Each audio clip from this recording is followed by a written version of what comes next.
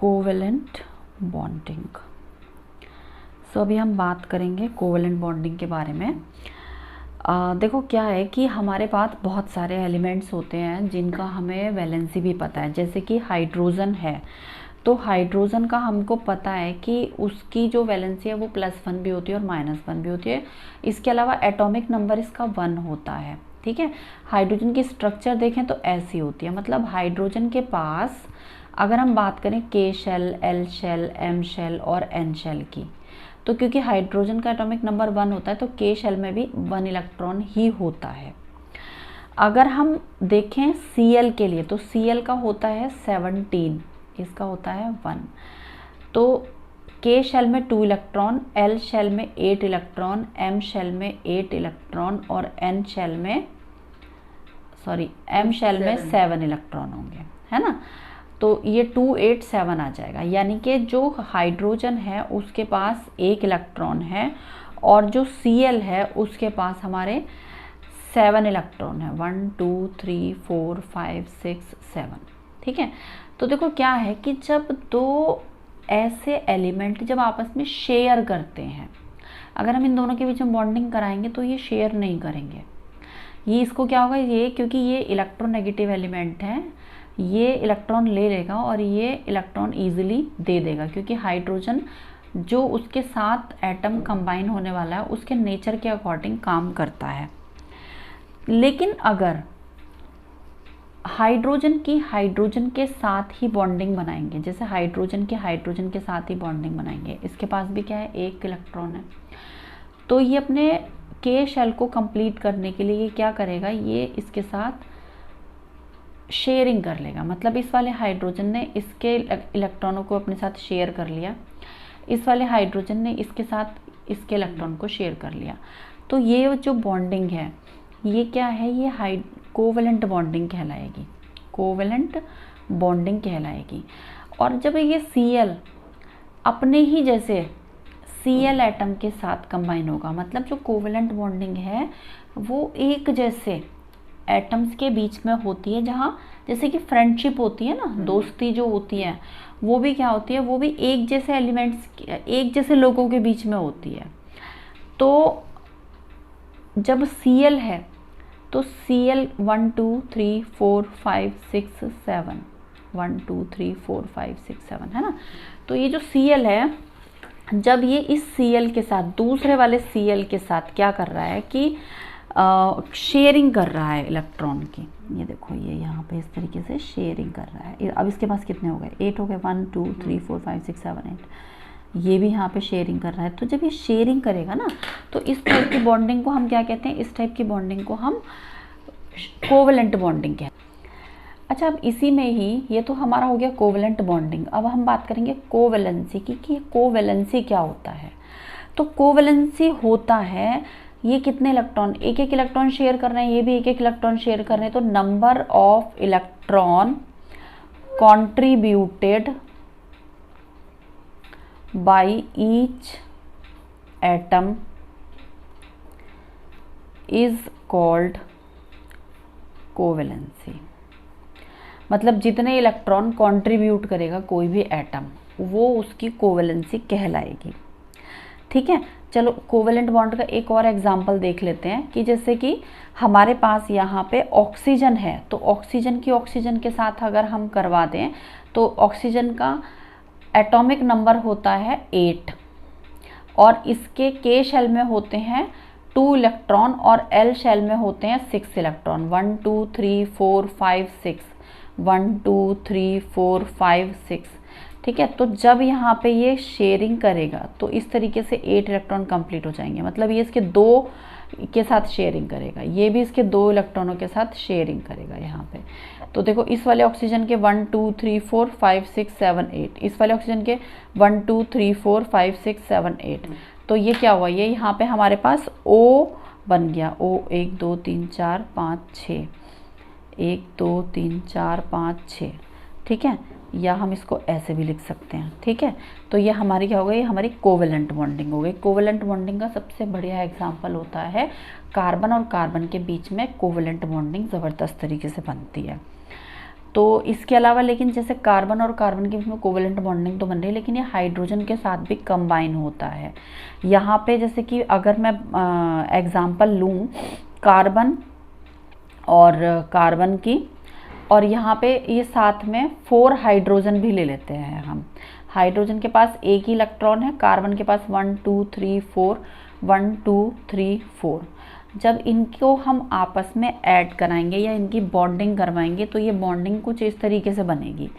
Carbon carbon 1 2 3 4, 1 2 3 4। देखो ये इस कार्बन के है, इस वाले कार्बन के 1 2 3 4, ये इसके 1 2 3 4। अब यहाँ हाइड्रोजन के साथ एक इलेक्ट्रॉन, यहाँ हाइड्रोजन के साथ एक इलेक्ट्रॉन, हाइड्रोजन के साथ एक इलेक्ट्रॉन, हाइड्रोजन के साथ एक इलेक्ट्रॉन। तो ये हाइड्रोजन ने इसके साथ 2 इलेक्ट्रॉन कवर कर लिए, शेयरिंग कर ली। यहाँ पे 2 इलेक्ट्रॉन कवर कर लिए, शेयरिंग कर ली, 2 इलेक्ट्रॉन कवर कर लिए, शेयरिंग कर ली। अब इस कार्बन के यहाँ पे ये देखो, ये इसने इसके 2 इलेक्ट्रॉन 1, ये तो इसके 2 अपने हैं, ये 2 इसके इस वाले कार्बन के, ये इस हाइड्रोजन का एक, ये इस हाइड्रोजन का एक, यहाँ पे इसने ये इस तरीके से कर ली। अब इस वाले कार्बन ने यहाँ पे 1 2 3 4 5 6 7 8 इन सब के साथ यहाँ पे कोवेलेंट बॉन्डिंग बना ली। तो ये जो हमारे पास ओवरऑल स्ट्रक्चर निकल के आई है, ये C double bond CH H H H, या फिर हम इसे C2H4 भी कह सकते हैं। इसका नाम हमारे पास होता है ईथीन। इस वाले कार्बन को अपने पास टोटल 8 इलेक्ट्रॉन बनाने हैं। तो ये क्या होगा कि यहाँ पे 1 2 3 4 5 6 7 8, तो इसने यहाँ पे 8 इलेक्ट्रॉन कंप्लीट करा, जिसको मैंने सर्कल में रिप्रेजेंट कर दिया। ऐसे ही सिर्फ इस वाले कार्बन को यहाँ पे 1 2 3 4 5 6 7 8 यहाँ पे इसने इस तरीके से कंप्लीट कर ली। लेकिन हाइड्रोजन क्या है कि हर कोई अपना इनकम्प्लीट, जैसे कार्बन का है, यहाँ पे कार्बन का होता है 6, तो K शेल में आते हैं 2 और L शेल में आते हैं 4 इलेक्ट्रॉन यहाँ पे। तो ये जो कार्बन है ना, ये L शेल को कंप्लीट करेगा। लेकिन अगर हम बात करेंगे हाइड्रोजन के केस में, तो हाइड्रोजन के केस में यहाँ पे हाइड्रोजन का एटॉमिक नंबर होता है 1, तो K शेल में आ जाएंगे 1 इलेक्ट्रॉन। तो हाइड्रोजन L शेल में तो कुछ है ही नहीं ना, 0 है, तो हम उसकी बात ही नहीं करेंगे यहाँ पे। तो ये अपने K शेल को कंप्लीट करना चाहेगा, तो यहाँ पे हाइड्रोजन सिर्फ 1 इलेक्ट्रॉन के साथ शेयरिंग करेगा, क्योंकि ये अपने K शेल को कंप्लीट करना चाहता है। K शेल में मैक्सिमम 2 इलेक्ट्रॉन होते हैं और L शेल में मैक्सिमम 8 इलेक्ट्रॉन होते हैं। तो ये कार्बन अपने L शेल को कंप्लीट करेगा। तो इसकी स्ट्रक्चर इस तरीके से आएगी, इलेक्ट्रॉन डॉट स्ट्रक्चर बोलते हैं इसको, जहाँ पे इलेक्ट्रॉनों की शेयरिंग को रिप्रेजेंट कर रहा है। अब हम बात करेंगे आयोनिक बॉन्ड की। आयोनिक बॉन्ड की, तो देखो जो कोवेलेंट बॉन्डिंग होती है, कोवेलेंट बॉन्डिंग शेयरिंग से होती है। मतलब कि जो कोवेलेंट बॉन्डिंग है वो एक रिजल्ट होता है म्यूचुअल शेयरिंग ऑफ इलेक्ट्रॉन का। अगर हम इसकी डेफिनेशन के बारे में भी बात करेंगे तो हम ये कहेंगे it is the mutual sharing of electrons between 2 atoms to complete its octet. ठीक है, ये इसकी डेफिनेशन है। आयनिक बॉन्ड का दूसरा नाम इलेक्ट्रोवैलेंट बॉन्ड भी है, इलेक्ट्रोवैलेंट बॉन्ड भी है। ठीक है, अब ये जो इलेक्ट्रोवैलेंट बॉन्ड है या जो आयनिक बॉन्ड है, देखो कोवेलेंट बॉन्ड तो शेयरिंग से हो रहा था, लेकिन ये जो आयनिक बॉन्ड है ये गिव एंड टेक से होता है। मतलब इसमें एक एटम डोनेट करता है इलेक्ट्रॉन को और दूसरा एटम एक्सेप्ट करता है इलेक्ट्रॉन को। तो आयनिक बॉन्ड, अगर हम डेफिनेशन के बारे में बात करेंगे तो ionic bond is formed by the complete transfer of electron from one atom to another so as to complete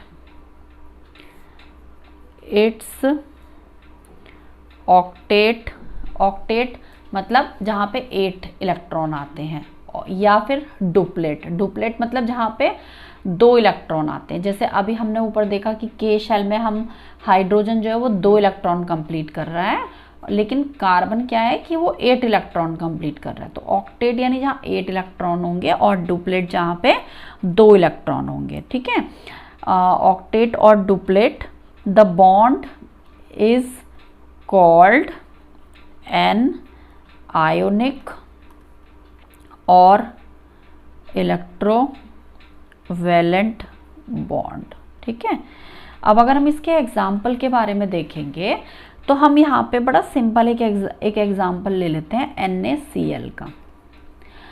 अब यहाँ पे जो सोडियम है तो ये हमारे पास आ गया K shell, L shell, M shell और N शेल।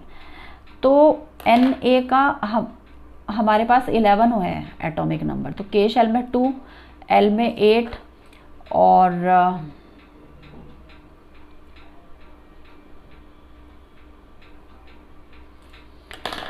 M में हमारे पास 1 आ गया। अब अगर हम देखें यहाँ पे Cl का तो ये 17 है, ये 2, 8 और 7 आ गया। होने चाहिए M में 8 इलेक्ट्रॉन, 8 होने चाहिए तभी ये कंप्लीट माना जाएगा, मगर यहाँ पे 1 है तो ये 1 इलेक्ट्रॉन देगा। यहाँ पे 7 है तो ये 1 इलेक्ट्रॉन क्या करेगा, ले लेगा। तो सोडियम 281 क्या करेगा, 1 इलेक्ट्रॉन दे देगा, तो 2, 8 आ जाएगा और इसके ऊपर आ जाएगा पॉजिटिव चार्ज। इसी तरीके से क्या होगा, जो Cl है 17 यानी कि 287, तो ये क्या करेगा, ये 1 इलेक्ट्रॉन ले लेगा, तो इसके ऊपर आ जाएगा एक नेगेटिव चार्ज यानी कि 288 हो जाएगा। 1 इलेक्ट्रॉन आने की वजह से यहाँ पे ये 7 की जगह पे 8 हो गया। तो ये 1 इलेक्ट्रॉन दे रहा है, ये 1 इलेक्ट्रॉन ले रहा है। It is donating 1 electron but it is accepting 1 electron. So in the structure we can represent this that Na is donating, पहले इसकी स्ट्रक्चर दिखा देते हैं, 1 2 3 4 5 6 7, that Na is donating its 1 electron to Cl atom. अब कौन सा वाला 1 electron, जो कि वैलेंस शेल में प्रेजेंट है। वैलेंस शेल यानी कि जो कि आउटर मोस्ट शेल है, means Na is donating the electron which is present in the outermost shell or the valence shell to the chlorine atom.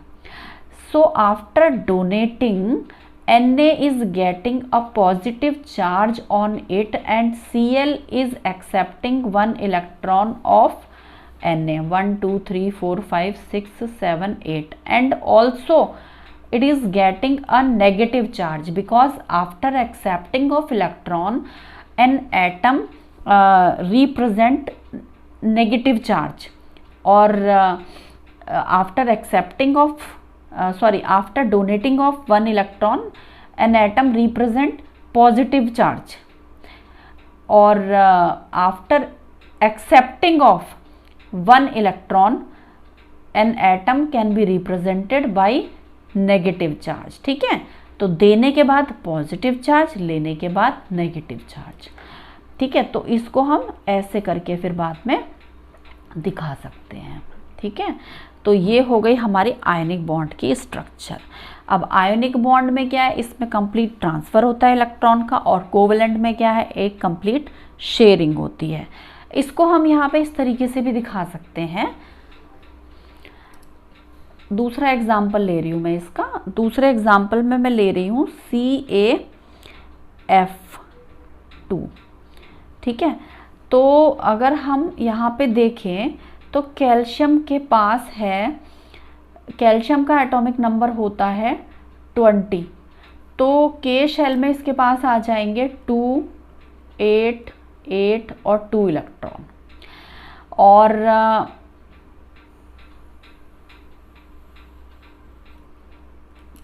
F में अगर हम देखें तो इसका एटॉमिक नंबर होता है 9, तो 2 और 7 आ जाएंगे।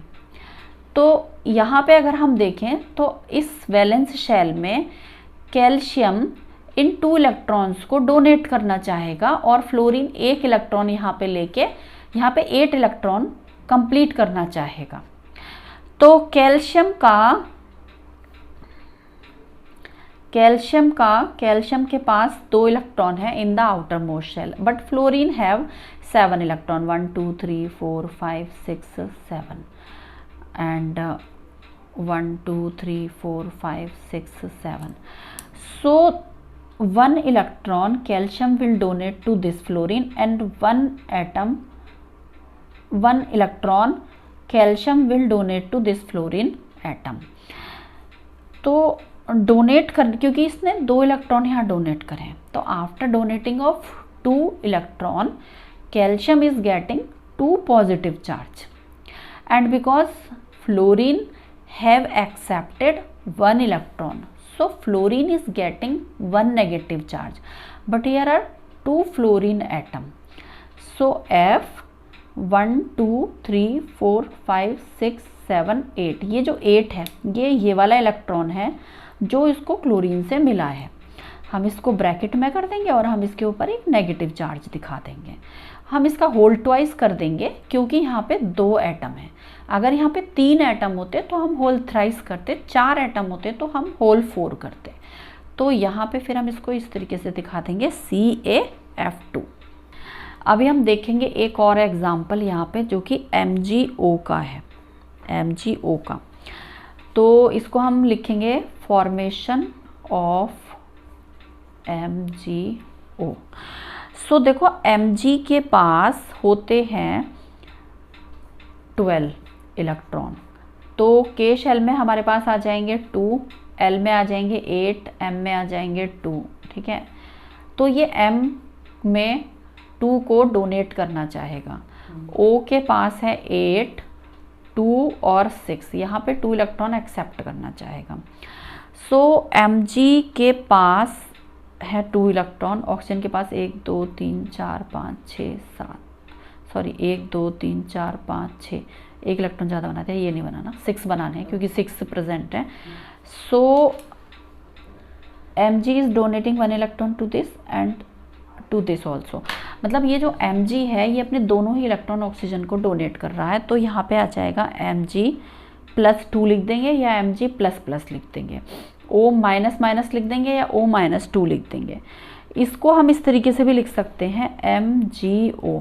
अब जब ये Mg के ऊपर +2 आ गया, मतलब यहाँ पे देखो तो Mg है हमारे पास 2 8 2।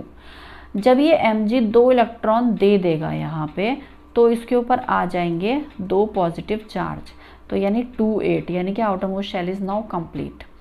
ऑक्सीजन को देखें तो ये आ जाएगा 2 और 6, जब ये 2 इलेक्ट्रॉन ले लेगा तो इसके ऊपर आ जाएगा 2- का चार्ज, यानी कि 2 और 8। तो ये था खैर इलेक्ट्रॉनों का डोनेशन और एक्सेप्टेशन किस तरीके से हो रहा है।